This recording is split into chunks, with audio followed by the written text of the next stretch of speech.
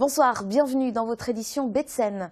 À la fin de ce journal, vous découvrirez une initiative originale. À Étretat, le restaurateur du Donjon a décidé de cuisiner pour la trentaine de producteurs locaux avec qui il travaille toute l'année pour valoriser les circuits courts.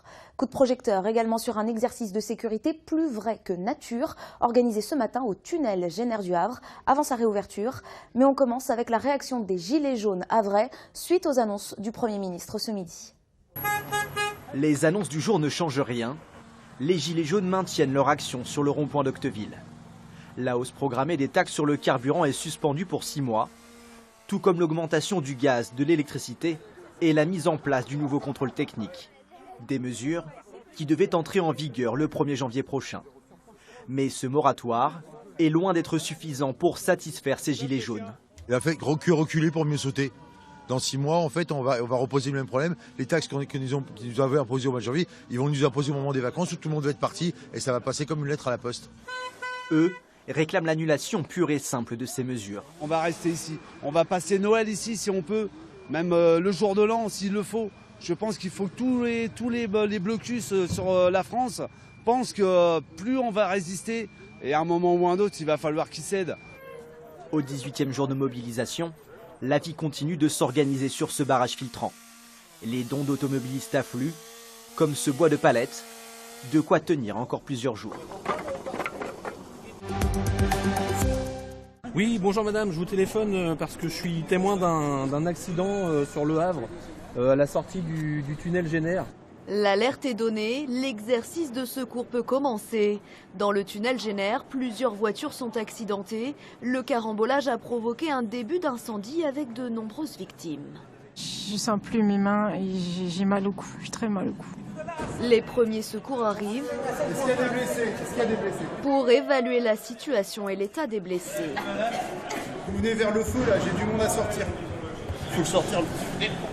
3 personnes sont incarcérées, 11 personnes évacuées. Face à cette situation d'urgence, 60 pompiers sont mobilisés.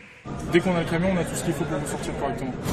Et pour dégager cette femme, l'opération est longue et délicate. On procède à la désincarcération de la dernière victime. L'ensemble des victimes ont été évacuées sur le poste médical avancé en haut du tunnel et sont en train d'être prises en charge par les équipes médicales et les évacuations se font petit à petit sur les centres de secours, sur les centres hospitaliers. Pour lever? Ouais. La dernière victime est prise en charge. L'exercice s'est bien déroulé. Il était obligatoire avant la réouverture du tunnel Génère. Les équipements techniques ont parfaitement fonctionné. Le système de désenfumage, les équipements de détection automatique d'incidents, d'éclairage, de ventilation. De nouveaux aménagements qui ont facilité le travail des secours. On fait vraiment un gain au niveau de la sécurité, avec une collaboration étroite des services de mairie et des services dévolus au tunnel, qui peuvent nous donner en temps réel ce qu'il se passe dans le tunnel. Donc ça, c'est quand même très intéressant. Après un an de travaux et 15 millions d'euros, le tunnel Génère pourra donc réouvrir le 21 décembre prochain.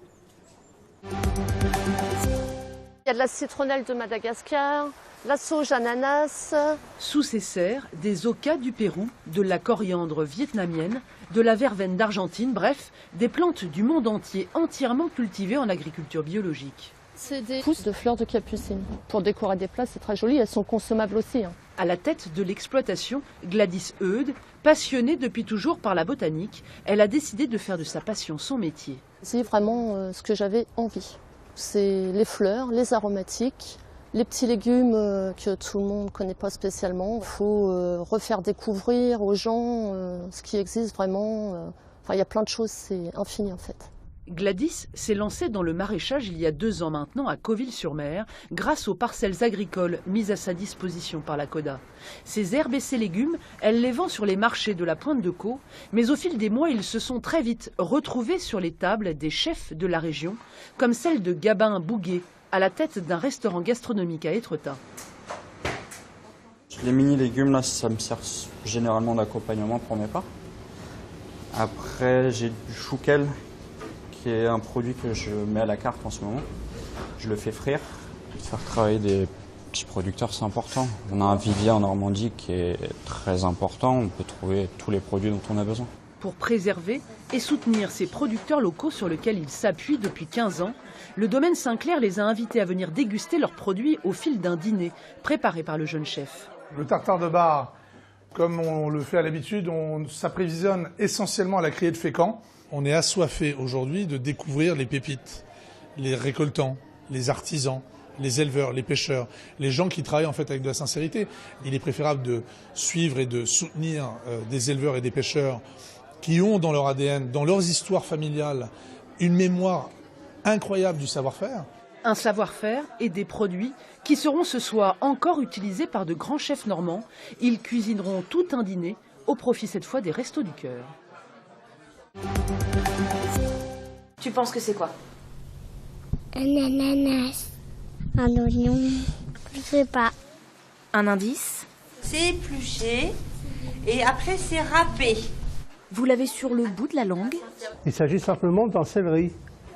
Ces élèves de maternelle multiplient les découvertes. Dans les serres municipales de Gonfreville-Lorcher, tous leurs sens sont en éveil. Choux, carottes jaunes, poireaux, tous ces légumes sont cultivés sous ces verrières par les jardiniers de la ville. Cet atelier pédagogique est une façon pour eux de transmettre leur passion. Il faut leur apprendre déjà à respecter la plante, ce qui est très important je trouve. Reconnaître les légumes, savoir ce que c'est déjà avant de les avoir dans son assiette, parce que c'est pas évident. Mais c'est vrai que même les pommes de terre simples, il n'y en a pas beaucoup qui savent les reconnaître.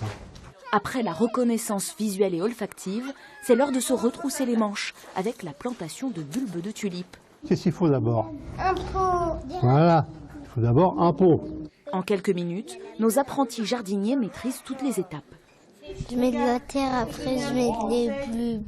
On a tassé et on a mis le bulbe. Et après on a retassé. Qu'est-ce que tu préfères? On a arrosé.